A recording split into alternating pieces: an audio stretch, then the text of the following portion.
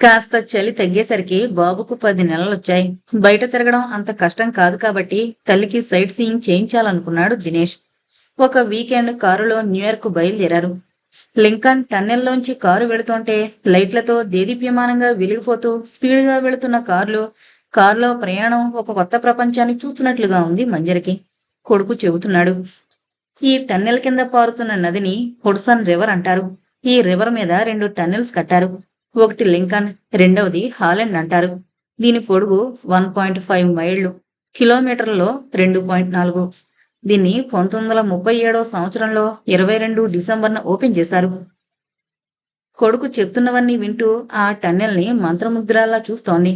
ఇలాంటి కట్టడాలు, అందమైన రోడ్లు, సౌకర్యాలు చూశాక ఇది నిజంగా భూతల స్వర్గంలా అనిపించడంలో ఆశ్చర్యం లేదు. ఇంత విశాలంగా నీట్గా ఉన్న రోడ్ల మీద అలవాటు పడ్డ వాళ్ళకి ఇండియాలో ఆ గతుకుల రోడ్ల మీద కారు డ్రైవ్ చేయడం చాలా కష్టమైన పనే. ముందుగా స్టాట్యూ ఆఫ్ లిబర్టీ చూడ్డానికి వెళ్లారు. ఇది న్యూయార్క్ బే భాగంలో లిబర్టీ ఐలాండ్కి దక్షిణంలో ఉంది. లిబర్టీ స్టాట్యూ అమెరికన్స్కి వాళ్ళ స్వాతంత్రం గుర్తుగా ఫ్రాన్స్ గిఫ్ట్గా ఇచ్చింది. ఈ విగ్రహం రోమన్ గాడెస్ లిబర్టస్ ను రిప్రజెంట్ చేస్తుంది. ఈ ఐలాండ్కు వెళ్లాలంటే ఫెర్రీలో వెళ్ళాలి. అది చూశాక తిన్నగా ఎంపైర్ స్టేట్ బిల్డింగ్కు వెళ్లారు. 102 అంతస్తులు, 1250 అడుగుల రూఫ్ హైట్తో గగనాన్ని తాకుతున్నట్లుగా ఉన్న ఆ బిల్డింగ్ చూపర్లను ఇట్టే ఆకట్టుకుంటుంది. 86వ అంతస్తులోనూ 102వ అంతస్తులోనూ ఉన్న అబ్జర్వేషన్ డెక్ నుంచి న్యూయార్క్ సిటీ అందాలను చక్కగా చూడొచ్చు. ప్రపంచంలోని వింతల్లో ఇది ఒకటి అనిపిస్తుంది. ఆ తర్వాత మాన్ హాటన్లోనే ఉన్న సెంట్రల్ పార్కుకు వెళ్లారు. పార్కు బయట ముష్టివాళ్లు రకరకాల వాయిద్యాలు వాయిస్తూ అడుక్కుంటున్నారు. మొట్టమొదటిసారి అక్కడ అలాంటి వాళ్ళని చూసి ఈ దేశంలో కూడా అడుక్కుంటారా అనుకుంది మంజరి. ఈ పార్కు ప్రపంచంలోనే పెద్ద పార్కు కింద పరిగణించబడుతుంది. మధ్య మధ్య ఉన్న లేకులు, చలి తర్వాత పుష్పిస్తోన్న చెట్లతో చాలా అందంగా ఉంది వాతావరణం. జనం విపరీతంగా ఉన్నారు. అప్పటికే అలసిపోయారు. ఇంటి నుంచి తెచ్చుకుంది తినడం ఆరంభించాలి. ఆత్మారాముడు గోల పెడుతున్నాడు. ఖాళీగా ఉన్న జాగా చూసి పచ్చని గడ్డున్న చోట దుప్పటి పరిచి ఇంటి నుంచి చేసి పట్టుకొచ్చినవి ప్లేట్లో పెట్టి కొడుకు కోడలికిచ్చి తాను కూడా తీసుకుంది. ముందు మీరిద్దరూ తినండి, వాడికి బేబీ ఫుడ్ పెడతాను అంది వైశాలి. ఇందాక కూడా అదే పెట్టావు కదా, నేను వాడి కోసం పప్పు అన్నం తెచ్చాను, అది పెడతాను. అది పెడితే కాస్త కడుపు నిండుతుంది. ఆ తర్వాత ఒక అరటిపండు పెడితే ఆకలి తీరుతుంది. అస్తమానం ఆ సీసాల భోజనం ఎందుకమ్మా అంది మంజరి.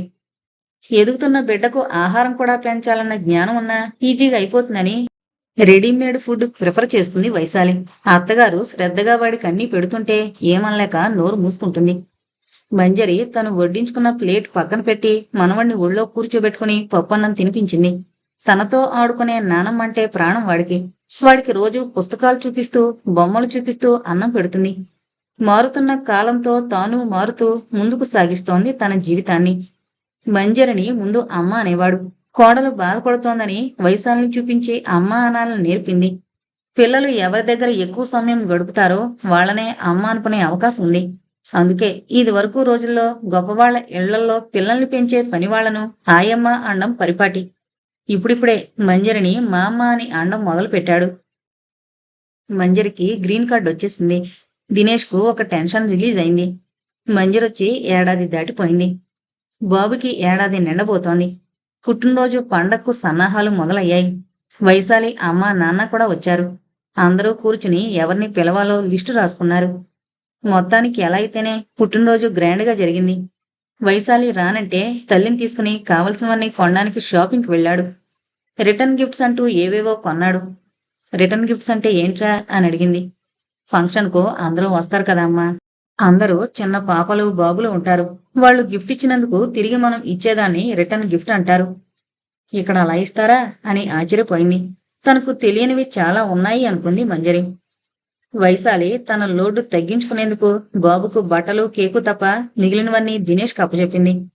పార్టీ బయట అరేంజ్ చేసిన కొంతమంది ఫ్రెండ్స్ ఇంటికొస్తారని వాళ్లకు తినడానికి కొన్ని స్నాక్స్, కూల్ డ్రింక్స్ కూడా తెచ్చారు. వైశాలి అపర్ణ కలిసి ఇల్లు అందంగా డెకరేట్ చేశారు. అత్తగారు మామగారు వచ్చారని తల్లిని డ్రాయింగ్ రూమ్ లో పడుకోమన్నాడు దినేష్. మంజరి పడుకునే బెడ్రూమ్ లో అపర్ణ భర్త పడుకున్నారు. మంజరి డ్రాయింగ్ రూమ్ లో సోఫాలో పడుకుంది. పొద్దున్నే అందరికన్నా ముందే లేచి అందరికీ బ్రేక్ఫాస్ట్ తయారు చేసింది. ధీరజ్ లేచాక వైశాలితో వాడికి నూనె పెట్టించి తల్లి కూతుళ్లను హారతిమ్మంది. ఎవరూ అనకపోయినా ఏ శుభకార్యానికి తను ముందుకు రాకుండా వీలైనంత వరకు వెనకే ఉంటోంది. ఇక్కడ అవన్నీ ఎవరూ పట్టించుకోరన్నా వినిపించుకోదు. కొత్త బట్టల్లో ముద్దుగా ఉన్న మనవని చూసి మురిసిపోయింది. ఎందుకో మళ్ళీ ఈ రోజు ఆదిత్య జ్ఞాపకానికొచ్చాడు. తొందరగా పోయి ఈ ఆనందాన్ని నన్నొక్కరితిని అనుభవించమని వెళ్ళిపోయారు అనుకుంది. అందరూ కబుర్లు చెప్పేవాళ్లే, కానీ పనిచేసేవాళ్ళు ఎవరూ లేరు. వైశాలి మంజరి రాకమునుపు పనులు చేసేది. ముందు నుంచి ఇక్కడే పెరగడం వలన తల్లి కూడా ఉద్యోగస్తురాలు అవడం మూలంగా వాళ్ల పనులు వాళ్ళు చేసుకోవడం, ఇంటి పనుల్లో కూడా వాళ్ళు సహాయపడడం అలవాటు చేసింది అపర్ణ. మంజరి అన్ని పనులు చేయడం మొదలు పెట్టేసరికి బద్ధకం పెరిగింది. కూతుర్ని చూసి అపర్ణ కూడా తన ఇంట్లో ఎలాగా చేసుకోవాలి, ఇక్కడికి వచ్చినప్పుడైనా కాస్త రెస్ట్ దొరుకుతుందని మానేస్తోంది. అలవాట్లేక ధీరజ్ అపర్ణ దగ్గరకు వెళ్లడం లేదు.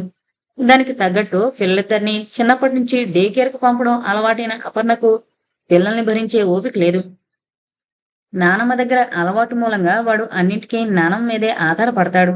తాతగారంటే కొంచెం ఇష్టం. ఆయన వాడిని తీసుకుని పార్కుకు వెళతారు. పార్కులో తొట్టెలా ఉన్న ఉయ్యాల్లో కూర్చోబెట్టి వాడిని ఊపుతారు. వాడికది చాలా ఇష్టం. చలి తగ్గింది కాబట్టి జనాలందరూ జైల్లోంచి బయటపడ్డట్టుగా పిల్లల్ని తీసుకుని పక్కనున్న పార్కుకి పిల్లల్ని తీసుకొస్తున్నారు. మంజరి ధీరజును తీసుకుని రోజూ వెళుతోంది. సాయంకాలం 4 అయ్యేసరికి మంజరి చీర పట్టుకుని లాగి క్లోజెట్ దగ్గరికి తీసుకువెళ్లి చెప్పులు చూపిస్తాడు. పూర్తిగా మాటలు రావు కాబట్టి చెప్పులేసుకుంటే బయటకు వెళ్లొచ్చునని వాడి ఉద్దేశం. మంజరి నవ్వుకుంటూ వాణ్ణి తయారు చేసి తను కూడా తయారై బయలుదేరుతుంది. వాళ్ళిద్దరికీ అది ఆట విడుపు. బయటికి రావడం మొదలు పెట్టాక లిండాతో మాటలు పెరిగాయి. ఆమె వయసు అంచనా వేయడం చాలా కష్టం. నిరంతరం పనిచేస్తూ ఉంటుంది. మాటల్లో తన వయసు 60 సంవత్సరాలని చెప్పింది. లిండా చెప్పిన ఆమె కథ మంజరి ఊహకందని విషయాలు. లిండా తల్లి ఐరిష్ వాసి. చదువు కోసం అమెరికా వచ్చి లిండా తండ్రితో ప్రేమలో పడి పెళ్లి చేసుకుంది. లిండా తండ్రి అమెరికన్. 5 ఏళ్లలో 2 పిల్లలకు తల్లయింది. లిండా తర్వాత లీసా. లీసాకి 3 ఏళ్ల వయసులో వాళ్ళిద్దరి మధ్య గొడవలు మొదలయ్యాయి. తల్లిదండ్రుల గొడవల మధ్య పిల్లలిద్దరికీ ఏం చెయ్యాలో అర్థమయ్యేది కాదు. ఏడాదికి పైగా సాగిన గొడవలతో ఇద్దరూ విసిగిపోయి విడాకులు తీసుకున్నారు. పిల్లలిద్దరినీ తల్లి కొదిలేసి అతను వేరే పెళ్లి చేసుకుని వేరే ఊరు వెళ్ళిపోయాడు. వీళ్ళిద్దరినీ పెంచడానికి లిండా తల్లి చాలా కష్టాలు పడింది. లిండాకు 15 ఏళ్ల వయసులో లిండా తల్లి మళ్లీ పెళ్లి చేసుకుంది. అతను లిండా తల్లి కన్నా 10 ఏళ్లు చిన్నవాడు. పిల్లలు తనతో ఉండడానికి ఒప్పుకున్నాడని అతనితో పెళ్లికి అంగీకరించింది. అతని అసలు ఉద్దేశం గ్రహించలేకపోయింది. ఎదుగుతున్న లిండా మీద అతని కళ్ళుండేవి. ప్రేమగా మాట్లాడుతూ ఆమెను రకరకాలుగా తాకడం మొదలుపెట్టాడు. తల్లితో చెబుదామనుకుని తల్లి బాధపడుతుందని చెప్పకుండా కొన్నాళ్లు దాచింది. ఆమె ప్రతిఘటించలేకపోవడంతో అది ఆమె ఇష్టంగా భావించి తన వెకిలి చేష్టలు ఎక్కువ చేశాడు. వీలైనంత వరకు అతని నుంచి తప్పించుకునేందుకు చిన్నారి లిండా నానా అవస్థలు పడేది. 16 ఏళ్లు నిండేదాకా అతని చేష్టలు భరిస్తూ అతని దగ్గరకు రానికుండా చేస్తూ గడిపింది. చిన్న చిన్న ఉద్యోగాలు చేస్తూ వీలైనంత వరకు బయటే గడుపుతూ స్కూల్ చదువు పూర్తి చేసింది. నాని కోర్సు ట్రైనింగ్ అయితే ఎవరి ఇంట్లోనైనా బేబీ సిస్టర్ గా గడపొచ్చని ప్రయత్నించి సఫలీకృతురాలైంది. కూతురు ఉద్యోగం వెతుక్కోవడం లిండా తల్లికి కొంచెం బాధ కలిగించింది. ఇంత చిన్న వయసులో సంపాదించాల్సిన అవసరం ఏమొచ్చింది? నేను చదివిస్తాను, చదువుకో అంది. ఇప్పటికే నీ మీద భారం పెరిగింది, ఇంకా లీసా బాధ్యత కూడా ఉంది కదా అంటూ అసలు విషయం చెప్పలేదు. ఒక డాక్టర్ ఇంట్లో బేబీ సిస్టర్ గా ఉద్యోగం దొరికింది. వాళ్లు బేస్మెంట్ లో ఉండడానికి అనుమతి ఇచ్చారు. అలా ఉద్యోగంలో చేరిపోయింది. ఇంకా చదవాలన్నా చదవలేకపోయింది. లిండా బయటికి వెళ్లిపోయేసరికి సవతి తండ్రి లీసా మీద దుర్మార్గం చేయబోయాడు. లీసా అక్కలా ఊరుకోకుండా తల్లికి ఫిర్యాదు చేసింది. లిండా ఎందుకు ఇంట్లోంచి వెళ్లిపోయిందో అప్పుడు అర్థమయ్యి కోపం వచ్చి అతనితో విడాకులు తీసుకుని ఒంటరి జీవితం గడపడం ప్రారంభించింది. తల్లి నుంచి విడిగా బతకడం మొదలుపెట్టిన లిండా కొన్నాళ్లు స్వేచ్ఛా జీవితం గడిపి తన బాయ్ ఫ్రెండ్ తో కొన్నాళ్లు తిరిగాక ఇద్దరు పెళ్లి చేసుకున్నారు. ఆమెకు 2 కూతుళ్లు, 2 కొడుకులు. అతనితో ఎన్నాళ్లు కాపురం చేసిందో చెప్పలేదు. అన్నింటికన్నా ఆశ్చర్యమైన విషయం, ఇప్పుడున్న లిండా భర్త ఆమె కన్నా చిన్నవాడు. ఇతడు ఆమె 3వ భర్త. వీళ్లు ఇలా ఎన్ని పెళ్లిళ్లైనా చేసుకుంటారు, డ్రెస్సులు మార్చినట్టుగా భర్తలను మార్చేస్తారా అనుకుంది మంజరి. వీళ్లకి మనకున్నట్లు సెంటిమెంట్స్, ఎథిక్స్ లేవా? హాయిగా ఎవరి పెళ్లి వాళ్ళు చేసుకుంటారు. తమ దేశంలోలా తల్లిదండ్రులు రెక్కలు ముక్కలు చేసుకుని డబ్బులు దాచి కట్నాలిచ్చి పెళ్లి చేయాల్సిన అవసరం లేదు. మొగుడు కొట్టినా తిట్టినా వ్యసనపరుడైనా అతనితోనే జీవితం అంతా గడపాల్సిన అవసరం లేదు. స్వతంత్రంగా తను అనుకున్నట్లుగా బతికే స్వేచ్ఛ ఆడదానికి ఇక్కడుంది. ప్రతి క్షణం ఎవరేమనుకుంటారో అన్న భయంతో బ్రతుకు కొనసాగించనక్కర్లేదు. ఆదిత్య పోయి ఇన్నేళ్లైనా ఏనాడు పెళ్లి గురించి ఆలోచించలేదు. అతను పోయేనాటికి ఆమె వయసు 26 సంవత్సరాలు. మగతోడు లేకుండా కూడా జీవనాన్ని సాగించొచ్చని తన జీవితం చెప్తోంది. అడుగడుగునా మగతోడు అవసరం అన్నట్లుగా లిండా జీవితం చెబుతోంది. ఏ మార్గం సరైంది అన్నది వాళ్ళిష్టాన్ని బట్టి ఉంటుంది. తన మనసులో సందేహాల్ని లిండా ముందు బయట పెట్టలేకుండా ఉండలేకపోయింది. నీకు 4 పిల్లలు, ఇప్పుడున్న భర్త నీ 3వ భర్త అని చెప్పావు. నీ పిల్లలెప్పుడు నీ పెళ్లి గురించి అభ్యంతరం తెలపలేదా? ఈ 4 పిల్లలు నీ మొదటి భర్త పిల్లలా అని అడిగింది. చిన్నగా నవ్వింది లిండా. 3 పిల్లలు నా మొదటి భర్త సంతానం. నా ఆఖరి కూతురు నా 2వ భర్త సంతానం. ఇక్కడ చాలా మంది అలా చేసుకుంటారు. అది కాక నేను నా పిల్లల్ని నెగ్లెక్ట్ చేయలేదు. మా అమ్మ 2వ పెళ్లితో నేను ఎదుర్కొన్న పరిస్థితి నా పిల్లలకు రాకుండా చూసుకున్నాను. నీ పిల్లలు పెద్దవాళ్ళైపోయారు కదా, మళ్ళీ 3వ పెళ్లి ఎందుకు చేసుకున్నావు అంది మంజరి. ఏమో, రాబర్ట్ను పెళ్లి చేసుకుంటానంటే నాకేమీ అభ్యంతరం కనపడలేదు. అందుకే చేసుకున్నాను. అతని సంపాదన అతంది, నా సంపాదన నాది. కలిసుంటాం అంది లిండా. అలా అడిగి ఆమెను బాధ పెట్టానేమో అనుకుంది మంజరి. మౌనంగా ఉన్న మంజరిని చూసి నీకెప్పుడు మళ్ళీ పెళ్లి చేసుకోవాలనిపించలేదా అంది లిండా. ఆ మాట వినగానే ఏదో తప్పు మాట విన్నట్లుగా కంగారు పడింది. మంజరి కళ్ళల్లోని బెదురు చూసి ఏమైంది అన్నట్లుగా చూసింది. మా సాంప్రదాయంలో స్త్రీకి పునర్వివాహం లేదు. ఒకసారి పెళ్ళయిందంటే ఆ బంధానికి కట్టుబడి ఉంటాం. భర్త పోయినా భర్త వదిలేసినా ఆడది మిగిలిన జీవితాన్ని ఒంటరిగానే ప్రయాణం సాగిస్తుంది అని చెప్పింది మంజరి. మరి వయసులో ఉన్న కోరికలు అడిగింది లిండా. వాటిని భర్త చిత్తితోనే కాల్చేస్తాం. మంజరికి అంత బాగా ఇంగ్లీష్ రాకపోయినా లిండాతో పరిచయం ఆమె ఇంగ్లీష్ నేర్చుకునేటట్లుగా చేసింది. ఎవరూ తోడు లేకుండా, మాట్లాడేవారు లేకుండా బతకడం కష్టం. అందుకే కొడుకు కోడలు మాట్లాడుకుంటుంటే శ్రద్ధగా వినేది. కొత్త పదాలు దొర్లితే వాటి అర్థం తెలుసుకునేందుకు ప్రయత్నించేది. అలా మెల్లిగా ఆమె తన ఇంగ్లీషు పరిజ్ఞానాన్ని పెంచుకునేందుకు కృషి చేసింది. ఆమె ఈ ప్రయత్నం ముందు ముందు ఎంతో లాభదాయకంగా పరిణమిస్తోందని అప్పుడు ఆమెకు తెలియదు. లిండా కూడా మంజరి కోసం మెల్లిగా ఆమెకు అర్థమయ్యే రీతిలో మాట్లాడడానికి ప్రయత్నించేది. మంజరికి ఇండియా వెళ్లాలన్న కోరిక కలిగింది. వచ్చి చాలా రోజులైంది. అక్కని, పుట్టి పెరిగిన దేశాన్ని చూడాలన్న కోరిక తీవ్రంగా మొదలైంది. నాకు ఇండియా వెళ్లాలనుందిరా అంది కొడుకుతో. తల్లి ఇండియా వెళతానంటే గుండెల్లో రాయి పడింది. ఆమె అలా వెళ్లాల్సిన అవసరం రాకూడదని మేనమామ ద్వారా గ్రీన్ కార్డు సంపాదించాడు. తల్లుండబట్టి తామిద్దరూ హాయిగా ఉద్యోగాలు చేసుకోగలుగుతున్నారు. బాబును డే కేర్లో వేయడం, వాడికి ఒంట్లో బాగుండకపోతే సెలవులు పెట్టడం, ఇలాంటి బాదరబందీలు లేకుండా జీవితం ఆనందంగా గడిచిపోతోంది. తల్లి మూలంగా శారీరకంగానూ ఆర్థికంగానూ చాలా లబ్ధి పొందుతున్నారు. ఇంటి క్లీనింగ్ ఖర్చులు, వంట మనిషి ఖర్చు, బాబును చూసుకునే నాని ఖర్చు అన్నీ మిగులుతున్నాయి. ఆల్ ఇన్ వన్ గా అన్ని పనులు ఆమె ఒక్కరితే చేస్తోంది. బాబు గురించి నిశ్చింత. ఆమె వెళ్లిపోతే అన్ని సౌకర్యాలు పోతాయి. ఇప్పుడు ఇండియా వెళ్లి ఏం చేస్తావమ్మా అన్నాడు. ఇల్లు మూతపెట్టి ఏడాది గడిచిపోయింది. నువ్వు రమ్మనగానే హడావిడిగా వచ్చాను. 6 నెలల్లో వెళ్లిపోతాననుకున్నాను. ఇల్లు ఎలా ఉందో ఒకసారి చూసుకోవాలరా అంది. అయినా నువ్వు ఒక్కరితివి అక్కడ ఉండడం ఎందుకమ్మా? బాబుకు నువ్వు బాగా అలవాటయ్యావు. వాడు నువ్వు వెళ్ళిపోతే బెంగ పెట్టుకుంటాడేమో. ఇంటి సంగతి దొడ్డమ్మకో లేకపోతే మీ ఫ్రెండ్స్ ఎవరికైనా అప్పచెబుదాం. మనం సహాయం చేయమంటే ఆ మాత్రం చేయరా అన్నాడు. అంటే నీ ఉద్దేశం నన్ను పర్మనెంట్ గా నీ దగ్గరే ఉండిపోమనా? నా దగ్గర ఉండిపోతామని కదా నీకు గ్రీన్ కార్డు చేయించింది. ఒక్కరితివి అక్కడ ఎలా ఉంటావు? మరి ఇల్లు సామాను అలా వదిలేస్తే పాడైపోతాయి కదా. ఊళ్ళో మామగారి కాలం నాటి పాతిల్లు 300 గజాల స్థలంలో ఉంది. సొంతిల్లు ఉండబట్టే తన ఉద్యోగంతో కొడుకుని ఇంజనీరింగ్ చదివించగలిగింది. ఫోన్ చేసి మీ ఫ్రెండ్స్ ఎవరికైనా చెప్పు. ఆ ఇల్లు ఖాళీ చేసి ఆ సామానంతా అమ్మేమను. ధరొస్తే ఇల్లు కూడా అమ్మేమను. నీ చీరలు అవి వాళ్ళింట్లో పెట్టుకుంటే నువ్వు వెళ్ళినప్పుడు తెచ్చుకోవచ్చు. ఇల్లు ఎవరికైనా అద్దెకిమ్మని చెప్పు అన్నాడు. అలా ఫోన్లో పనులైపోతాయా? ఒకసారి వెళ్ళొస్తే బాగుంటుంది అంది. ఏం చెయ్యాలో పోలుపోక వెళ్లకుండా పనులవ్వు అన్నట్లుగా గుణిగింది. పోనీలే, అంతగా కావాలంటే నెక్స్ట్ ఇయర్ వెళ్ళి అప్పుడు ఆ ఇల్లు కూడా అమ్మేద్దాం అన్నాడు. ఇల్లు అమ్మడం ఇష్టం లేదు మంజరికి. సరే, ఇంకో సంవత్సరం అంటున్నాడు కదా, అప్పుడు వెళ్ళి రావచ్చు. ఇల్లు ఏం చెయ్యాలన్నది అప్పుడు ఆలోచించొచ్చు అనుకుంది. ప్రతిమకు ఫోన్ చేసి కొడుకంటున్న మాటలు చెప్పింది. ప్రతిమకెందుకో మంజరి కోసం గ్రీన్ కార్డు అప్లై చేయడంలో దినేష్కే స్వార్థం లేదు అనిపించడం లేదు. ఆమెను రానికుండా మనవడి పేరు మీద ఆమెను అక్కడే ఉంచడం కూడా నచ్చలేదు. ఆ విషయమే భర్త దగ్గర వ్యక్తపరిచింది. అవన్నీ అనుమానాలు ప్రతిమ.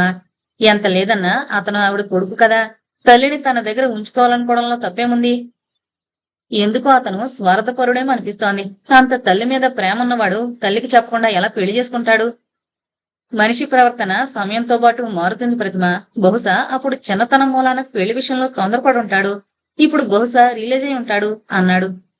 పోనీలేండి. ఎక్కడో ఉన్న ఆ తల్లి కొడుకుల గురించి మనిద్దరం వాదన పెంచుకోవడం అనవసరం. ఆమె అదృష్టం ఆమెను ఎక్కడికి తీసుకువెళితే అక్కడికి వెళుతుంది అంది ఆ ప్రస్తావన అక్కడతో ఆపడానికి. అప్పటికీ తన వంతుగా మంజరిని హెచ్చరించింది. గ్రీన్ కార్డ్ అప్లై చేస్తున్నప్పుడు కూడా తొందరపడుతున్నావేమో ఆలోచించుకోమని హెచ్చరించింది. ఇప్పుడు కూడా బాగా ఆలోచించుకుని నిర్ణయించుకో. ఇది నీ జీవితానికి సంబంధించిన సమస్య, దేశం కాని దేశం అని. నీకు నా మీద ప్రేమ ఎక్కువై అన్నీ విపరీతంగా ఆలోచిస్తున్నావు అంది మంజరి. మంజరి చెప్పినట్లుగా ఇంట్లో సామానంతా అమ్మేసి మంజరి బట్టలు పుస్తకాలు పెట్టిలో సర్ది ఇంట్లో ఉన్న ఒక అలమరాలో పెట్టి తాళం వేసి ఇల్లు అద్దెకిచ్చారు. 1 సంవత్సరం తర్వాత వచ్చి తన సామాను తీసుకువెళుతుందని అద్దెవాళ్లకు చెప్పింది ప్రతిమ. ఇల్లు విశాలంగా చుట్టూ పెరడుతో బాగుండబట్టి వాళ్లు ఆ సామాను గురించి అభ్యంతరం తెలపలేదు.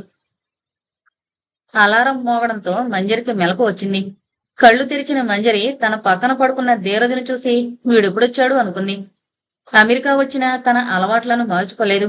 ధీరజ్ మరీ చిన్నవాడుగా ఉన్నప్పుడు వాడు రాత్రులు నిద్రపోనప్పుడు వాడితో పాటు జాగరం చేయాల్సి వచ్చేది. అందుకని పొద్దున త్వరగా లేవలేకపోయేది.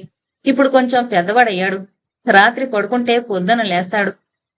వాడి క్రిబ్లో పడుకుంటాడు కనుక 5:30 కల్లా లేచి తన యోగా మెడిటేషన్ చేసుకుని ఆ పైన తన పని ప్రారంభిస్తుంది. ధీరజ్ని బహుశా కొడుకు తీసుకొచ్చి పడుకోబెట్టి ఉంటాడు అనుకుంది. వాడు పడకుండా చుట్టూ తలగళ్లు పెట్టి తన పని ప్రారంభించింది. కొడుకు లేచాక చెప్పాడు. రాత్రి లేచి నానమ్మ కావాలని ఏడ్చాడని. నేను మంచి నిద్రలో ఉండగా వాడి ఏడుపు విని లేచానమ్మా.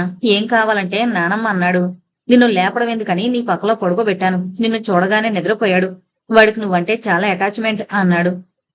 రోజంతా ఎవరితో ఉంటే వాళ్లతో అటాచ్మెంట్ ఉండదు.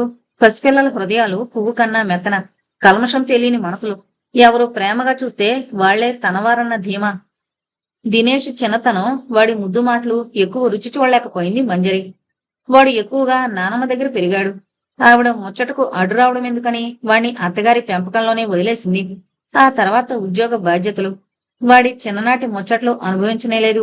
ఇప్పుడు వాడి కొడుకులో వాడి చిన్నతనాన్ని చూసుకుంటోంది. రోజులాగే ధీరజును తీసుకుని పక్కనున్న పార్కుకు వెళ్ళింది. ఆ ఏరియాలో ఇండియన్స్ ఎక్కువ లేకపోయినా దూర దూరంగా 1 ఉన్నారు. అలా ఉన్నవాళ్లలో నమ్రత అన్న అమ్మాయితో పరిచయం అయింది. ఆ అమ్మాయి నార్త్ ఇండియన్ బిజినెస్ ఫ్యామిలీకి చెందింది. 2 పిల్లలు చూడముచ్చటగా ఉన్నారు. ఒక పాప, ఒక బాబు. 2 రోజుల పరిచయంలోనే మా ఇంటికి రండి అంటూ తీసుకువెళ్ళింది. వాళ్ల పిల్లలతో ధీరజ్ ఆడుకుంటాళ్లే అని తీసుకెళ్ళింది. ధీరజ్ వాళ్ల పిల్లలతో ఆడుకునేందుకు ఇష్టపడ్డాడు. పిల్లలు ఆడుకుంటున్న సమయంలో టీ చేసి తీసుకొచ్చి మంజరికిచ్చి తాను తాగుతూ మంజరి వివరాలు అడిగింది. ఇప్పుడు మంజరి ఇంగ్లీష్ బాగానే మాట్లాడగలుగుతోంది. తన గురించి వివరాలు చెప్పింది. మనవడి కోసం ఇక్కడ ఉండిపోయినని, వాణ్ణి విడిచి వెళ్లాలని లేదని చెప్పింది. నీ గురించి వివరాలు చెప్పమ్మా అంది. నమ్రత వాళ్ళు 3 ఆడపిల్లలు. పుట్టింటివారు, అత్తింటివారు అందరూ బిజినెస్ లో ఉన్నారు. నమ్రత భర్త పంకజ్ గుప్తా మాత్రం మొదట్నుంచి చదువు అంటే ఇష్టంతో తండ్రి వద్దన్నా వినకుండా ఇంజనీరింగ్ చేసి పై చదువులకు అమెరికా వచ్చాడు. అతని చదువు పూర్తి కాకుండానే పెళ్లి చేసుకోవాల్సి వచ్చింది. అమెరికా వచ్చే ముందే పెళ్లి చేసి పంపారు. చదువు పూర్తయిన వెంటనే ఉద్యోగం వచ్చింది. ఉద్యోగంలో చేరాక భార్యను తీసుకునొచ్చాడు. ఇంతకుముందు వాషింగ్టన్ లో ఉండేవారట. ఈ మధ్యనే న్యూజెర్సీ వచ్చారు. పంకజ్ ఆఫీస్ ఈ ఏరియాకు దగ్గరని ఇక్కడ ఇల్లు తీసుకున్నారు. మరి అంత బిజినెస్ వదిలి ఇంత దూరం ఉద్యోగానికి రావాల్సిన అవసరం ఏంటమ్మా అంది మంజరి. మా బిజినెస్ ఫ్యామిలీస్ లో చాలా ప్రాబ్లమ్స్ ఉంటాయంటే. ఒకటి, పంకజ్కు బిజినెస్ అంటే ఇష్టం లేదు. అదీకాక మా ఆయన ఒక్కడే కొడుకు, 2 అక్కలు. ఏదో వంక పెట్టి మా ఆడపడుచులు మా ఇంటికి వస్తూ పోతూ ఉంటారు. వాళ్ళు ఈయనకు అక్కలవడం వలన మా అత్తగారితో పాటు నా మీద కూడబలుకున్నట్లు ఆంక్షలు విధిస్తారు. వచ్చిపోయే చుట్టాలతో మా అత్తవారిలో ఒక సత్రంలా ఉంటుంది. నాకు ఏ విధమైన ఫ్రీడమ్ ఉండదు. నా భర్తతో పగలు మాట్లాడడానికి అవకాశం ఉండదు. ఇవన్నీ తప్పించుకునేందుకే మేం అమెరికా వచ్చాం. అక్కడ 10 మంది నౌకర్లతో పని చేయించుకునే నేను ఇక్కడ అన్ని పనులు చేసుకుంటున్నాను. ఇక్కడ అలసటున్నా నాకు స్వేచ్ఛ ఉంది. నేను, నా భర్త, పిల్లలు నా ఇష్టం. ఆంక్షలు లేని జీవితం. మనిషికి డబ్బు అవసరమే, కానీ స్వేచ్ఛ లేని జీవితం నరకప్రాయం కదా ఆంటీ అంది. స్వేచ్ఛ మనిషికి అవసరమే, కానీ అది కావాలని కుటుంబం వద్దనుకుంటే ఎలా? వాళ్ళ ఆంక్షలను అధిగమిస్తూ అక్కడ ఉండలేకపోయిందా? ఉన్న ఒక్క కొడుకు దూరమైతే ఆ తల్లిదండ్రుల పరిస్థితి ఎలా ఉంటుంది? పొట్ట చేత పట్టుకుని వచ్చిన వాళ్ళ సంగతైతే పోనీలు అనుకోవచ్చు. వాళ్ళ ఆంక్షల మధ్య అనురాగం ఉందేమో. అది గ్రహించడానికి కొంత సమయం కావాలి. ఆ సమయం వచ్చిందాకా కూడా పరిస్థితులు మారకపోతే అప్పుడు ఈ నిర్ణయం తీసుకునుంటే బాగుండేది. తన మనసులోకొచ్చిన ఆలోచన బయట పెట్టలేదు. ఇంత స్వల్ప పరిచయంలో ఆ అమ్మాయికి సలహా ఇవ్వడం అంత మంచిది కాదనుకుంది మంజరి. ఈ దేశం కాని దేశంలో ఒక్కొక్కరికి ఒక్కో కథ. నమ్రత ఏదో వంకన మంజరి దగ్గరకు వస్తూ ఉండేది. ఆంటీ, నాకు మీ వంటలంటే చాలా ఇష్టం. ఇడ్లీ, దోశ, సాంబార్ ఎలా చేయాలో మీ దగ్గర నేర్చుకుంటాను అనేది. మంజరికి ఎవరినీ వద్దనే స్వభావం కాదు. తనకొచ్చింది నలుగురికి నేర్పితే తప్పేంటి అనుకునేది. మొత్తానికి నమ్రత చాలా చలాకీ అయిన పిల్ల. 2 ఏళ్లుంటున్నా ఆ చుట్టుపక్కల అంతమంది ఇండియన్స్ ఉన్నట్లుగా మంజరికి తెలీదు. ఈ అమ్మాయి వచ్చిన 2 నెలల్లోనే అందర్నీ కలిపి గెట్ టుగెదర్లు, పాట్ లంచ్లు అంటూ మొదలుపెట్టింది. ఆ అమ్మాయి ఉత్సాహం చూసిన మంజరి తను కూడా ఆమెతో సమానంగా చేస్తూ ఆ అమ్మాయిని ప్రోత్సహించేది. ఒకరోజు సెలవు పెట్టి ఇంట్లో ఉన్న వైశాలి ఇలాంటి ప్రోగ్రాం ఉందని తెలిసి నేను కూడా పార్టిసిపేట్ చేస్తానంటే ఈ ఆఫీస్ పనితో బుర్ర వేడెక్కిపోయింది. నాకెప్పుడూ ఇలాంటి అవకాశం దొరకదు అంది. సరదాగా తన గ్రూప్ లో కోడలు కూడా పాల్గొంటుందని మంజరెంతో మురిసిపోయింది. ధీరజ్ ఆనందం ఇక చెప్పనేక్కర్లేదు. పొద్దస్తమాను జైల్లో ఉన్నట్లుగా ఇంట్లోనే ఉండాలంటే వాడికి విసుగే. ఇలా అందరూ కలవడంతో పిల్లలు కూడా కంపెనీ దొరికి చక్కగా ఆడుకోవడం మొదలు పెట్టారు. అందరూ కలిసి తంబోలా ఆడారు. పాటలొచ్చిన వాళ్ళు పాటలు పాడారు. నమ్రత పిల్లలతో రకరకాల ఆటలు ఆడించింది. ఆటలు పాటలతో అలసిపోయాక అందరూ కలిపి వాళ్ళు చేసి తెచ్చిన వంటలు తిన్నారు. మంజరి పెరుగు, గారెలు, అల్లం పచ్చడి చేసింది. అందరూ తెగ మెచ్చుకున్నారు. పోటీల మీద నాకు నేర్పండి నాకు అంటూ మొదలు పెట్టారు. అందరికీ నేర్పుతానంది మంజరి. ఇవన్నీ తెలిసిన లిండా నిష్ఠూరంగా మాట్లాడింది. ఇది వరకు నేనొక్కరితేనే నీ ఫ్రెండ్ని, ఇప్పుడు మీ ఇండియన్ ఫ్రెండ్స్ దొరికేసరికి నన్ను మర్చిపోయావా అని. మంజరి బాధపడుతూ, అదేమీ లేదు, నిన్ను మర్చిపోవడం అంటూ జరగదు. ఈ గెడ్డ మీద అడుగు పెట్టాక నాకు దగ్గరగా వచ్చిన మనిషివి నువ్వు. నిజం చెప్పాలంటే నీ తర్వాతే ఎవరైనా. నువ్వు నా బెస్ట్ ఫ్రెండ్వి అంది. లిండా మొహంలో నవ్వు. ఊరికే జోక్గా అన్నాను అంది. నిజమైన స్నేహానికి భాష, వయసు అడ్డురావని నిరూపించుకున్నారు లిండా, మంజరి. ధీరజ్ పెద్దవాడవుతున్నాడు. అందుకే కొంచెం సమయం దొరుకుతోంది మంజరికి. మెల్లగా కొడుకు తెచ్చే లైబ్రరీ పుస్తకాలు చదవడం మొదలుపెట్టింది.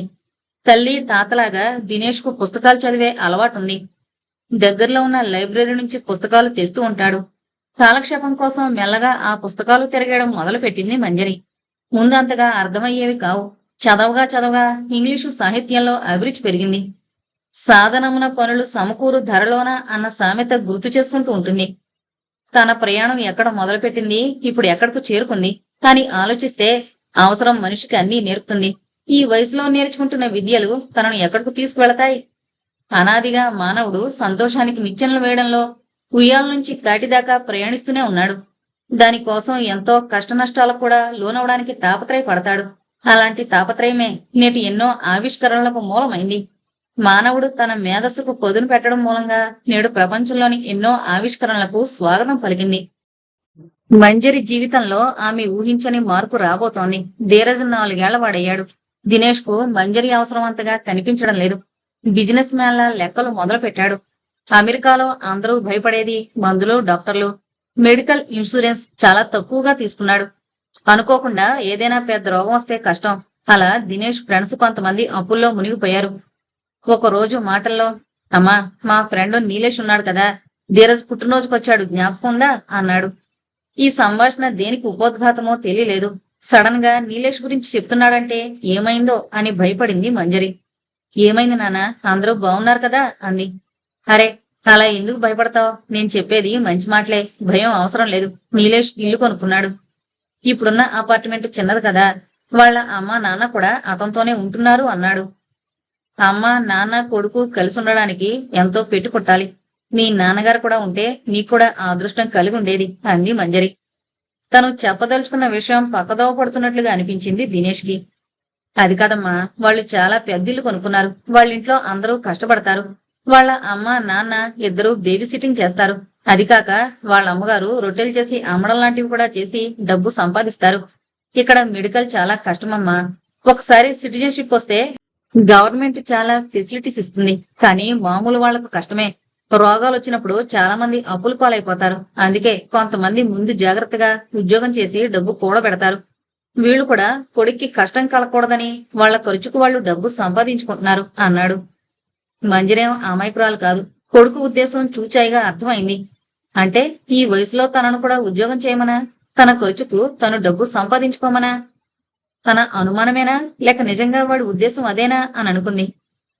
మంచిది కదా, ఇంట్లో అందరూ కష్టపడడం చాలా మంచిది. ఒక్కడి కష్టం మీద అందరూ తినడం అంత మంచిది కాదు.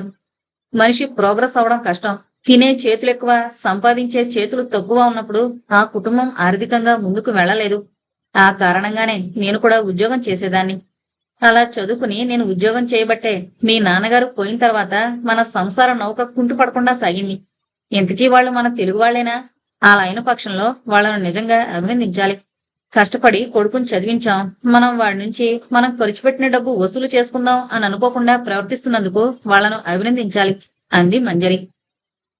వాళ్ళు తెలుగు వాళ్ళు కాదు, గుజరాతీలు అన్నాడు. అలాగా, వాళ్ళు ఇలాంటి పని చేస్తున్నందుకు మీ నీలేష్ ఏం అనలేదా? చిన్నతనం ఫీల్ అవ్వలేదా అంది. ఇక్కడ ఇలాంటివన్నీ లేవమ్మా. వాళ్లలో అసలే అలాంటి ఫీలింగ్ లేదు. చాలా మంది గుజరాతీలు ఇలా పనిచేస్తారు.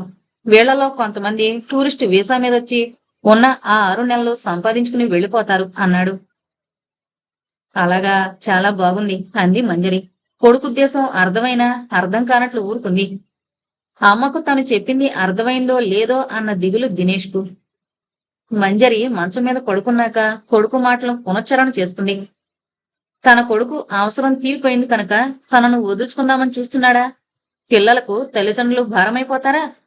ప్రశాంతంగా గడుస్తోన్న తన జీవితంలో అలజడి రేపడానిక అన్నట్లు ఇక్కడకు పిలిపించాడు. అమ్మ కదా, మనం ఎలా చెప్తే అలా వింటుంది. ఆమె ప్రేమ శ్రమ తన హక్కు అనుకున్నాడా? ఇప్పుడు వాడి అవసరం తీరిపోయింది కాబట్టి తన భారం మోయడానికి సిద్ధంగా లేడా? మంజరికి ఎప్పుడో చదివిన వాక్యాలు గుర్తుకొచ్చాయి. The worst in life is attachment.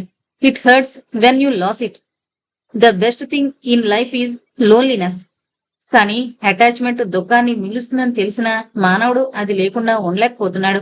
ఈ అటాచ్మెంట్ అన్నది లేకపోతే భార్య, పిల్లలు, అమ్మ, నాన్న, అక్క, చెల్లి, అన్నదమ్ముల అనుబంధానికి అర్థం లేకుండా పోతుంది. ఎవరికి వారే అన్నట్టుగా ఉంటే ఈ ప్రపంచం సాగుతుందా? పిల్లల్ని కని పెంచడం బాధ్యత అనుకుంటేనే తల్లి తండ్రి అందులో ఆనందాన్ని అనుభవిస్తున్నారు.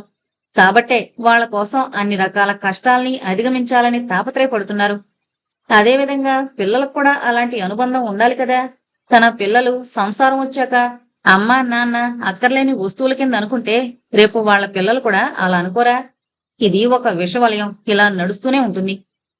నువ్వు కూడా సంపాదన మొదలు పెడితే బాగుంటుందని ఒక చిన్న హెచ్చరిక లాంటిది చేశాడు. దీన్ని పాజిటివ్ గా ఆలోచిస్తే వాడు కూడా ఇంకా జీవితంలో ఎదగాలి కాబట్టి అందరూ కష్టపడితే ఆర్థికంగా ఇంకొంచెం బాగుపడచ్చు అన్న ఉద్దేశం అయి ఉంటుంది.